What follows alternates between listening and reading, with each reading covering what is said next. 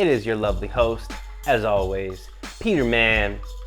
What's up, y'all? If you're new to the channel, go ahead, press like, subscribe, and hit the notification bell as well to notify you of a brand new review coming to you and all the latest content on my channel.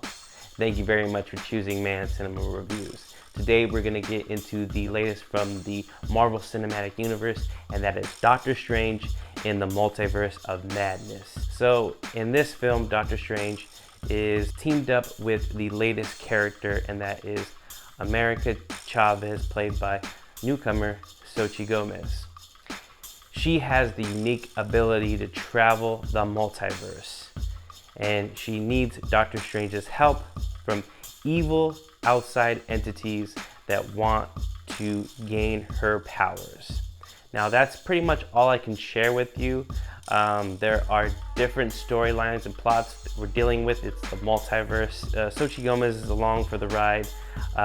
She's great. I like the chemistry that she has with Benedict Cumberbatch. Benedict Wong is also in this film.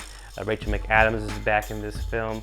And we also have Elizabeth Olsen playing Scarlet Witch. Now, I'm not going to get too much into the plot because it's just a multitude of things that are going on all at once. There seems to be a trend in the multiverses these days with everything, everywhere, all at once. And now we have Doctor Strange in the Multiverse of Madness. It's in the title.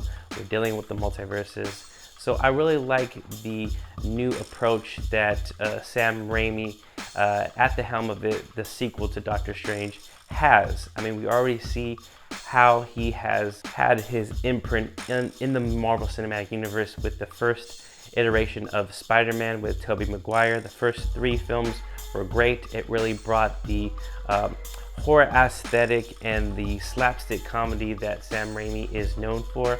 And this film just is a huge flex on Sam Raimi. It really goes through his filmography in depth.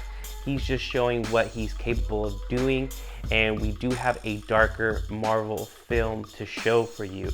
In the audience, just be prepared that this is just not your usual Marvel film. It's a little darker, it's a little creepier. There's just a lot of a horror aesthetic that Sam Raimi just thrives on. And the audience will definitely, if you know, you know. I mean, if you have a cameo by Bruce Campbell, you gotta know that this is a Sam Raimi film that we're dealing with here.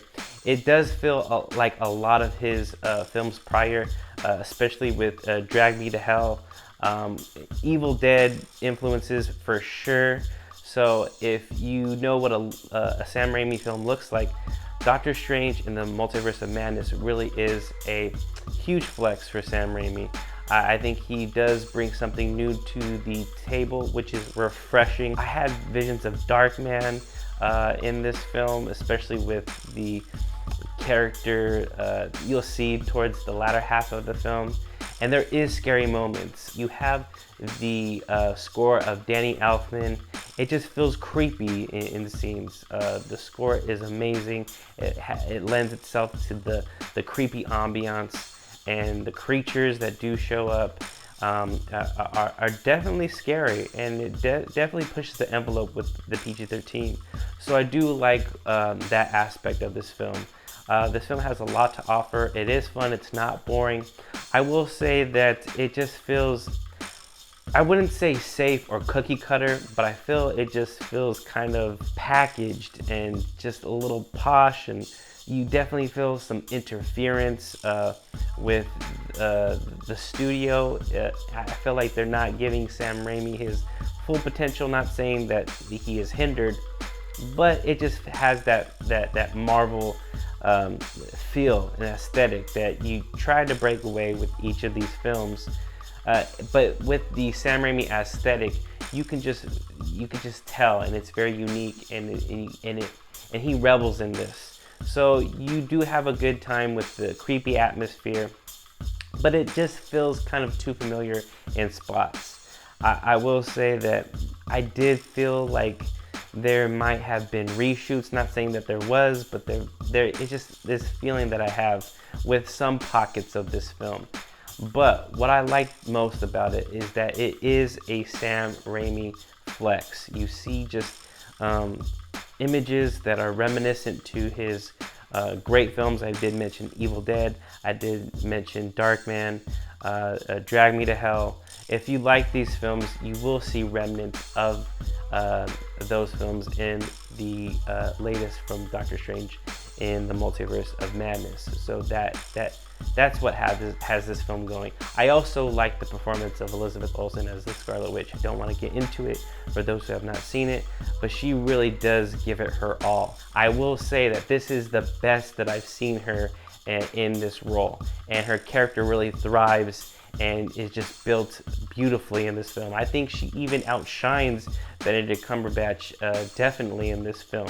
It is a Doctor Strange film, don't get me wrong, but there are elements that I feel that just kind of outshine the character itself. I'm not saying that Benedict Cumberbatch doesn't bring it, he does, but I think you get caught up in the Sam Raimi aesthetic. The portrayal of Scarlet Witch is just so much bigger and poignant in this film that I really think that a lot of things outshine the titular character, and maybe that's something that bothers me as well. But like I said, these are all good things that I have problems with. Not saying problems, but things that I felt like were holding back this film. I do think favorably of this film, and I think a lot of you out there will too. I will go ahead and give my just first honest reaction to this. I am giving this a big, enthusiastic 3.5 stars. It's nearly at a 4-star for me. But again, I feel like there's just there's these things that just not bother me, but I can tell that it's not living up to its full potential, and I want it to, because it just brings it visually, aesthetically, and even just the cast is great. I do like the newcomer Xochitl Gomez, and I can't wait to see what she does next. I did like the chemistry between her and Benedict Cumberbatch as Doctor Strange. I do want to see more of this going forward in the Marvel Cinematic Universe, so I think we're at a very good trajectory.